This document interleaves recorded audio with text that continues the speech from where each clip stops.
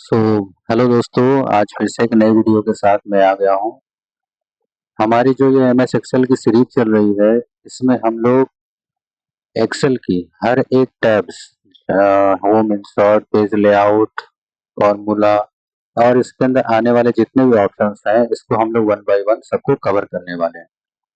तो इसके पहले वाले वीडियो में हमने देखा था कि फॉन्ट ग्रुप क्या होते हैं, उसके अंदर कौन कौन से ऑप्शंस आते हैं और उसका क्या यूज है, उसको हम लोग डिस्कस कर चुके हैं। आप मेरे चैनल पे जाके वीडियो को देख सकते हैं।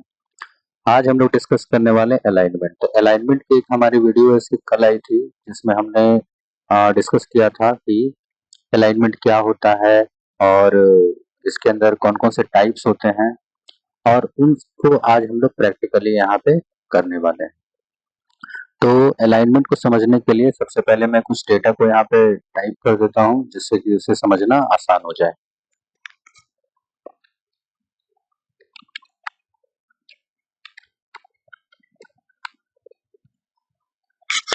तो यहाँ पे मैंने 3 वैल्यू लिया है, A B C D E F and G H I. थोड़ा सा जूम कर देते हैं इसको, है ना।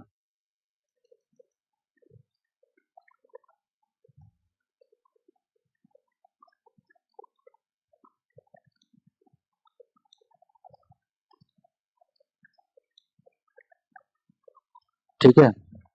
और अलाइनमेंट को समझने के लिए थोड़ा सा इसकी हाइट को, मैं रो की हाइट को थोड़ा सा बढ़ा देता हूँ।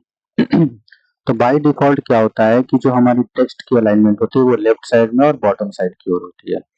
इसे मुझे क्या करना है, अपने अकॉर्डिंग सेल में पोजीशन करना है। तो क्या करेंगे, आप होम टैब के अंदर आना है आपको। फॉन्ट ग्रुप आप देख रहे हैं, सबसे पहले उसके जस्ट बगल में आपको अलाइनमेंट का ग्रुप दिखेगा।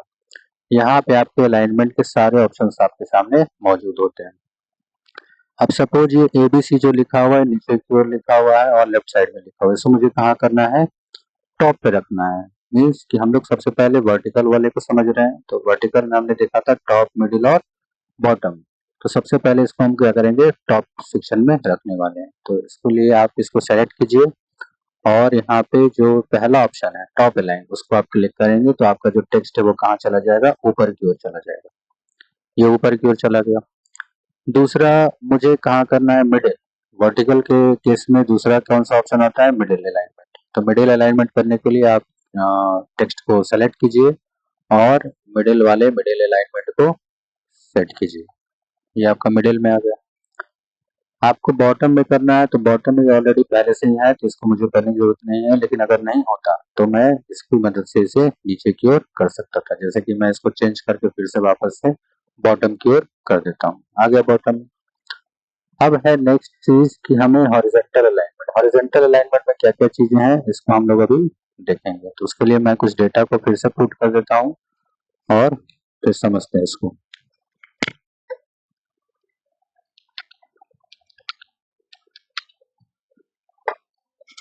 यहाँ पे मैंने कुछ नंबर्स को लिया है। अब एक चीज आप डिफरेंस इसमें देखेंगे कि जब मैं टेक्स्ट को लिख रहा हूँ तो टेक्स्ट हमारा किधर से लिखाना शुरू हो रहा है, लेफ्ट साइड से। देखिए एबीसी भी लेफ्ट बाउंड्री कुछ हो रहा है, डी एफ भी लेफ्ट बाउंड्री कुछ हो रहा है और ये भी जी एच आई भी। लेकिन जब मैं जैसे ही मैंने नंबर्स को टाइप किया है तो ये राइट साइड में हमारा अलाइन होता है। तो एक्सेल के अंदर एक बाय डिफॉल्ट हमारी सेटिंग होती है कि जब आप टेक्स्ट को टाइप करते हैं तो वो बाय डिफॉल्ट हमारा किधर होता है, लेफ्ट साइड में अलाइन होता है। और जब नंबर्स को हम लोग लिखते हैं तो वो हमारा कहाँ अलाइन होता है, राइट साइड के अंदर। तो यहाँ पे हम लोग इसको हॉरिजेंटली किस तरह से अलाइन करेंगे। तो हॉरिजेंटल का सबसे पहला जो हमारा ऑप्शन है वो है हमारा लेफ्ट अलाइनमेंट। तो मैं इसको सबसे पहले 25 को सेलेक्ट कर लेता हूँ और उसके बाद मैं लेफ्ट अलाइनमेंट को सेट करता हूँ। देखिए ये हमारा कहाँ चला गया, लेफ्ट साइड की ओर। दूसरे हमें सेंटर पे करना है, तो सेंटर वाले अलाइनमेंट को सेट कीजिए। सेंटर पे चला आया। ये हमारा ऑलरेडी राइट साइड में है, तो इसको मुझे चेंज करने की जरूरत नहीं है। लेकिन अगर चेंज करना होता तो मैं कुछ इस प्रकार से इसको, अगर यहाँ पे बीच में पहले से होता तो उसको मैं राइट में यहाँ पे करके इसको अलाइन कर सकता था। तो ये कुछ बेसिक्स हमारे अलाइनमेंट है टेक्स्ट के और नंबर्स के, जिसके थ्रू हम सेल के अंदर किसी भी डेटा को हम लोग कहीं पे भी प्लेस कर सकते हैं।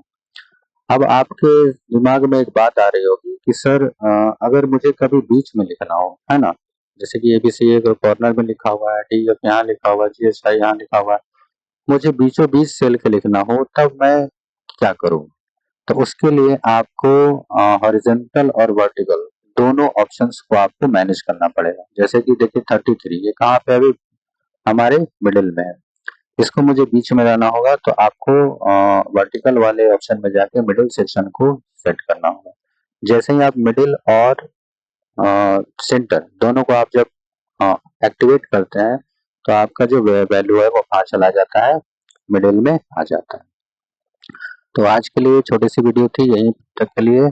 आगे हम लोग डिस्कस करेंगे कि हम टेक्स्ट को डायगोनली किस तरह से प्लेस कर सकते हैं अपने सेल के अंदर, किस तरह से मर्ज कर सकते हैं सेल को, और किस तरह से मर्ज क्रॉस किया जा सकता है, और भी कुछ ऑप्शंस इसमें बचे हुए हैं जिसको हम लोग अगले वीडियो में कवर करेंगे। तो आप लोग मेरे साथ बने रहिए, ये सीरीज पूरी की पूरी एमएस एक्सेल के लिए बनी हुई है, और इसमें हम लोग एक एक ग्रुप को, एक एक ऑप्शंस को, सबको हम लोग कवर करने वाले हैं, चाहे वो किसी भी टैब का हो, होम का हो, इंसर्ट का हो, पेज लेआउट का हो। तो आप लोग कोशिश कीजिए कि मुझे सब्सक्राइब कीजिए और मेरे साथ बने रहिए। मेरी वीडियो डेली आएगी और उसमें मैं हर एक ऑप्शंस को हर दिन मैं कवर करने वाला हूँ।